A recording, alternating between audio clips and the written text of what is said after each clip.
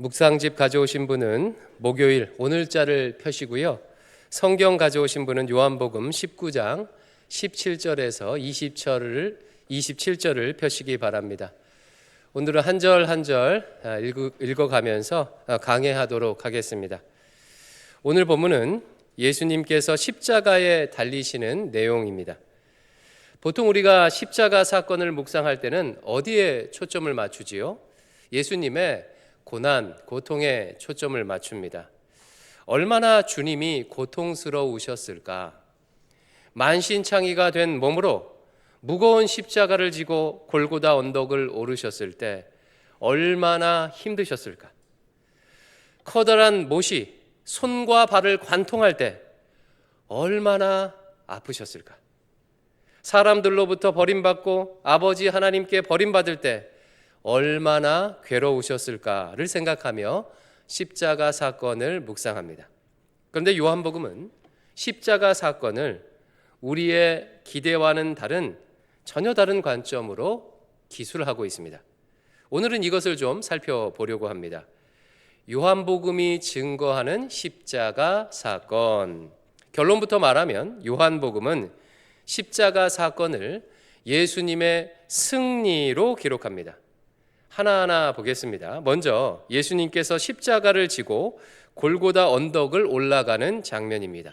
우리 17절을 같이 한번 읽어볼까요?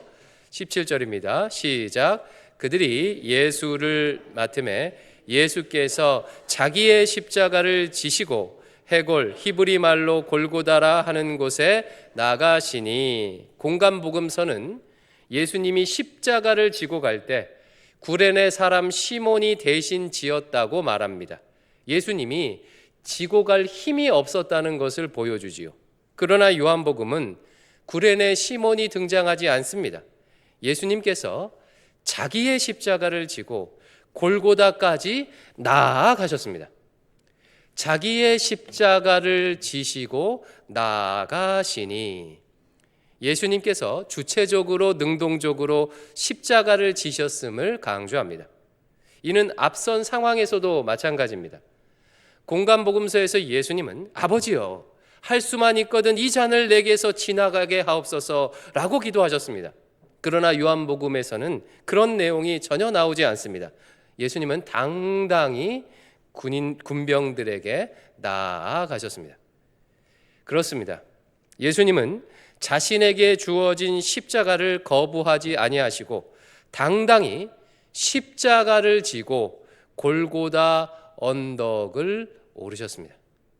19장 18절, 그들이 거기서 예수를 십자가에 못 박을새 다른 두 사람도 그와 함께 좌우편에 못 박으니 예수는 가운데 있더라. 두 사람의 동그라미. 공간복음서는 예수님과 함께 달린 자들이 강도요, 행악자라고 명시해요. 이렇게 함으로 예수님께서 강도요, 행악자 취급을 받으며 죽으셨음을 말합니다.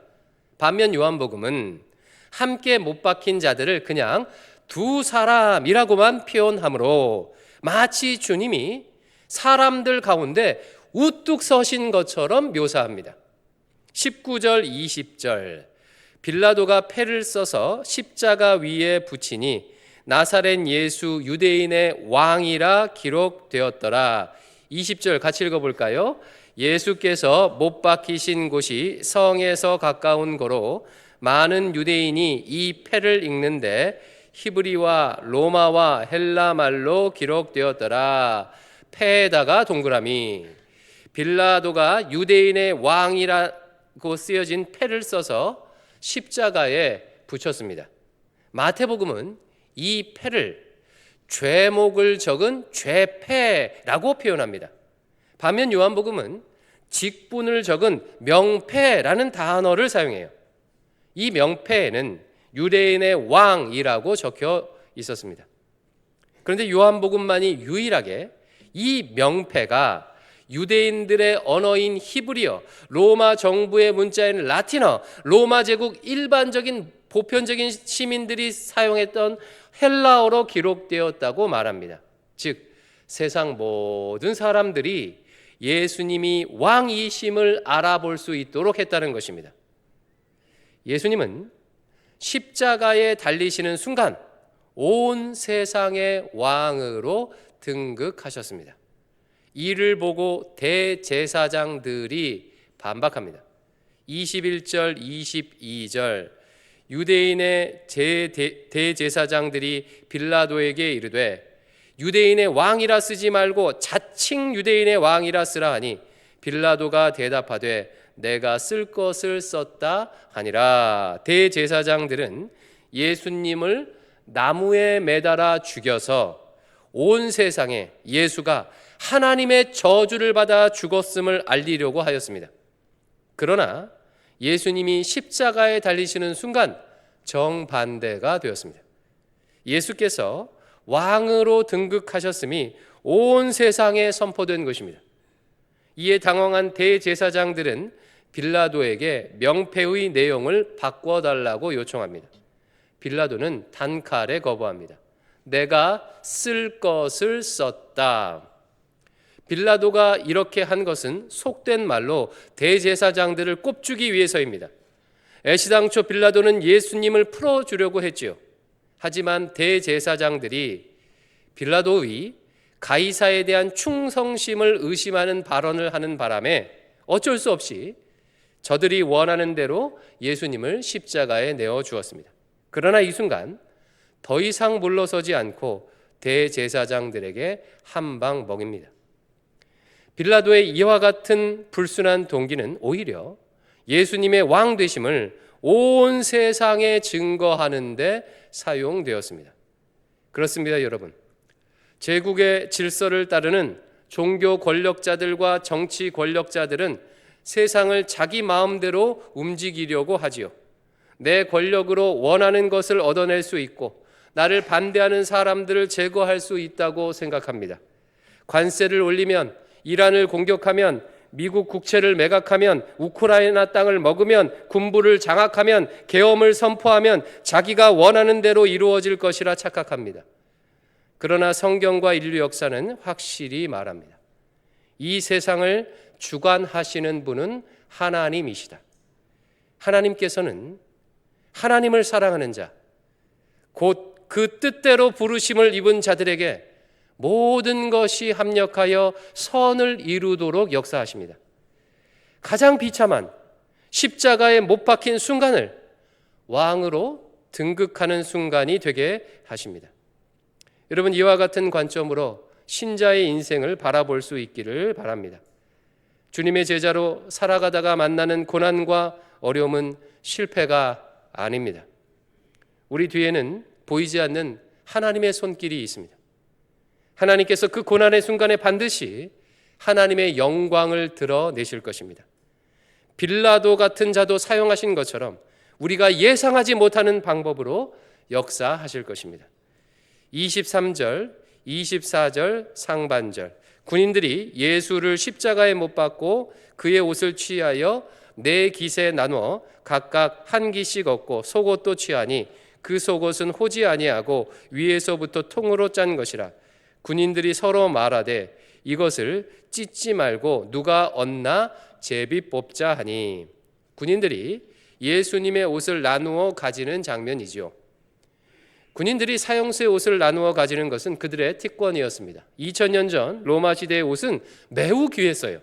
대부분의 사람이 평생 한두 벌의 옷만을 가지고 옷만을 입고 살았습니다. 그때 당시 옷은 지금 우리로 따지면 자동차 정도 되는 재산이라고 할 수가 있습니다. 군인들은 겉옷을 각각 한 깃씩 네 깃으로 나누어 가졌습니다. 반면 속옷의 경우는, 여기서 속옷은 우리의 내의 같은 것, 그런 게 아니겠지요. 속옷의 경우는 통으로 짜여져 있어서 찢지 않고 제비 뽑아 가졌어요. 요한복음은 이 일이 이런 의미가 있다고 설명합니다. 23절 하반절 같이 읽어볼까요? 시작. 이는 성경에 그들이 내 옷을, 23절 하반절을 읽습니다. 이는 성경에 그들이 내 옷을 나누고 내 옷을 제비 뽑나이다 한 것을 응하게 하려 함이러라. 이 일이 시편 22편 17절, 18절의 성취라는 거예요. 시편 22편 17절, 18절은 이렇게 말해요. 그들이 나를 주목하여 보고 내 겉옷을 나누며 속옷을 제비 뽑나이다. 바로 이 시편의 예언을 응하게 했다는 것입니다. 여러분, 이 장면 참으로 아이러니하지 않습니까? 지금 군병들은요, 수지 맞은 것처럼 예수님의 옷을 나누어 가지고 있어요. 얼핏 보면 군인들의 모습은 승리자의 모습인 것 같습니다. 반면 사형수인 예수님은 모든 것을 다 빼앗긴 벌거벗겨진 패배자 같습니다.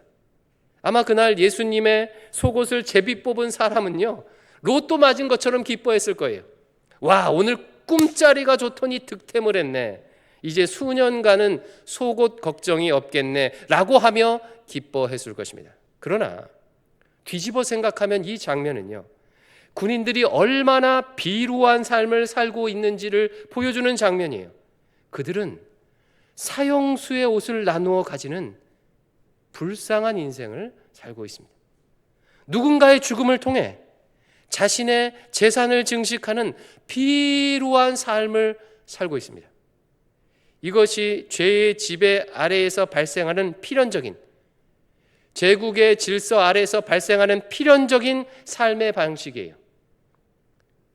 누군가의 불행을 통해 내가 이득을 얻는 삶, 동남아의 누군가가 죽도록 노동을 한 대가로 싼 값의 옷을 입는 것, 아프리카의 누군가가 죽도록 땀을 흘린 대가로 저렴하게 커피를 마시는 것, 옆에 있는 식당이 망해야 내 식당이 잘 되고, 누군가가 밑에 등수를 깔아주어야 내 내신 등급이 올라가고, 누군가가 주식을 비싼 값에 매수해야 내가 이득을 보는 것, 수많은 피조물의 고통으로 인해서 내가 배불리 먹는 것, 마치 제비를 뽑듯 내가 집을 산 지역이 재개발되면 큰 돈을 얻게 되는 것.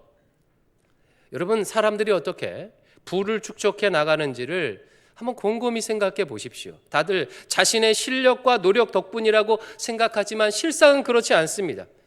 제국의 질서에서는 누군가의 부 이면에 항상 십자가에 달려 죽는 자가 존재합니다. 벌거벗겨지는 자가 존재해요. 제국의 질서에서 얻은 이득에는 언제나 피가 묻어 있습니다. 폭력이 담겨 있습니다.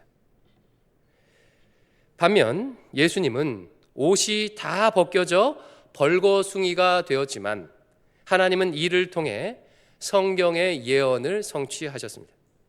예수님은 옷이 벗겨졌지만 영원한 약속을 성취하셨습니다. 25절, 예수의 십자가 곁에는 그의 어머니와 이모와 글로바의 아내 마리아와 막달라 마리아가 섰는지라. 어머니 마리아를 포함한 몇몇 여성들이 예수님이 달리신 십자가 앞에까지 왔습니다. 어머니 마리아의 입장에서 이 순간은요, 가장 참담한 순간입니다. 아마 마리아는 유월절 명절을 지키기 위해서 이 예루살렘에까지 왔을 거예요. 불과 어제까지만 해도 자기 아들 예수는 예루살렘에서 가장 핫한 인물이었어요. 죽은 나사로를 살렸다는 소문이 쫙 퍼졌고, 그가 로마의 손에서 이스라엘을 구원하지 않을까 하는 기대가 치솟고 있었습니다. 당연히 마리아도 이 모든 기대와 분위기를 알았겠지요. 자기 아들에 대한 소문인데 어찌 모를 수 있었겠습니까? 그런데 아침에 눈을 떠보니 아들 예수가 십자가에 사형을 당하는 거예요. 얼마나 황당하고 얼마나 충격이었겠습니까? 아무 예고도 없이 불과 하룻밤 사이에 벌어진 일이에요. 하지만 오늘 본문은 이 비극적인 장면을 조금도 슬프거나 비극적으로 묘사하고 있지 않아요. 예수님은 십자가에 달려 있다는 것이 느껴지지 않을 만큼 너무나도 태연하게 마리아에게 말씀하십니다. 26절, 27절 우리 같이 읽어볼까요? 시작. 예수께서 자기의 어머니와 사랑하시는 제자가 곁에 서 있는 것을 보시고 자기 어머니께 말씀하시되 여자여 보소서 아들이니이다 하시고 또 그 제자에게 이르시되 보라 내 어머니라 하신대 그때부터 그 제자가 자기 집에 모시니라. 주님 앞에는 어머니 마리아 말고도 주님께서 사랑하시던 제자도 서 있었습니다. 그는 아마 이 요한복음을 쓴 제자 요한이었을 것입니다. 주님께서 마리아에게 요한을 가리키며 말씀하십니다. 보소서 당신의 아들입니다. 이에 요한에게 말씀하십니다. 보라 너의 어머니라. 이렇게 마리아와 요한을 한 가족으로 묶어주셨어요. 근데 여러분 이상하지 않습니까? 마리아는요 예수님 말고도 4명의 아들들이 형제들이 있었어요. 근데 주님은 굳이 마리아를 제자 요한에게 부탁하십니다. 왜 이렇게 하시는 걸까요? 학자들은 이 장면을 예수님께서 새로운 가족 공동체를 만들어 주시는 장면이라고 해석합니다. 본래 가족은 혈연을 통해서만 맺어지지요. 그러나 주님의 십자가 앞에서 혈연을 초월한, 전통을 초월한 새로운 가족이 탄생했어요. 혈통으로나 육정으로나 사람의 뜻으로 나지 아니하는 요한복음 1장 13절이 말하는 새로운 가족 공동체가 생겨난 것입니다. 여러분 이 공동체를 2 글자로 뭐라고 하지요? 교회라고 하지요. 그렇습니다. 주님은 십자가에 달려 죽으시는 마지막 순간에 새로운 가족 공동체 교회를 만드셨습니다. 마리아는 비록 사랑하는 아들을 잃어버린 것 같았으나 실상은 많은 제자들, 주님이 사랑하는 제자들로 상징되는 많은 제자들의 어머니가 되는 은혜를 누렸습니다. 여기까지가 요한복음이 보여주는 십자가 사건입니다.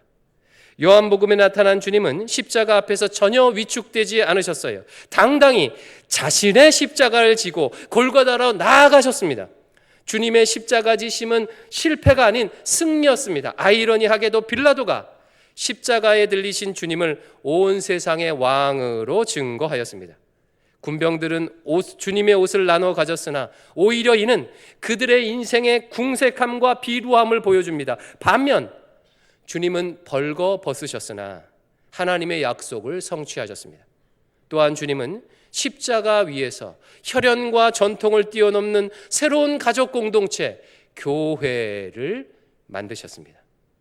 주님은 이렇게 십자가 위에서 승리하셨습니다.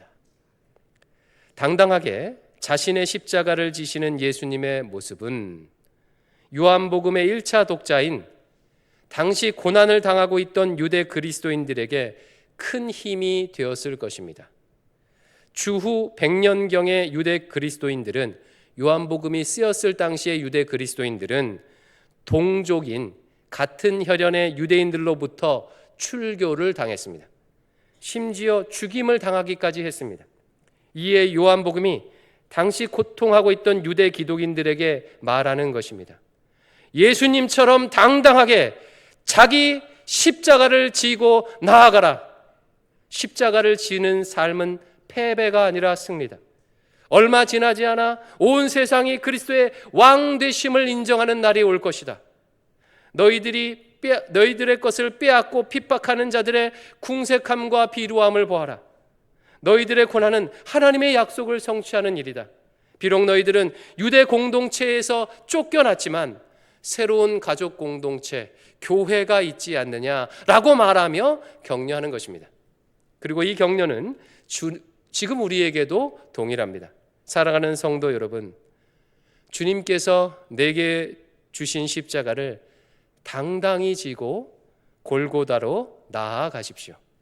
기왕 짊어질 것, 괴로워하며 갈등하며 억지로 지지 마시고 주님이 그러셨던 것처럼 나의 십자가임을 인정하고 지고 나아가십시오. 그러면 하나님께서 나의 십자가 지는 삶을 통해 그리스도의 왕 되심을 내 가정에, 직장에, 이 땅에 선포하실 것입니다. 빌라도 같은 자의 입을 통해서라도 선포하실 거예요. 나를 조롱하려던 대제사장들의 코를 납작하게 하실 것입니다. 벌거 벗겨지는 삶을 두려워하지 마십시오. 자존심이 벌거벗겨지고 건강과 재정이 벌거벗겨지고 자식 문제로 벌거벗겨지고 그래서 사람들이 나의 벌거벗겨짐으로 이득을 보는 것 같더라도 좌절하지 마십시오. 하나님의 약속을 성취하고 있는 것입니다. 믿었던 친구들이 가족이 나의 고통을 알아봐 주지 않는다고 실망하지 마십시오. 우리에게는 혈연보다도 더 끈끈한 그리스도의 공동체가 있습니다. 예수의 피로 하나 된 형제 자매들이 있습니다. 이들과 함께 당당히 고난을 이겨 나가십시오. 그러면 머지않아 부활의 아침이 찾아올 것입니다. 예수님의 본을 따라 자기 십자가를 당당히 지고 나아갈 수 있기를 주의 이름으로 축원합니다. 우리 이 마음을 담아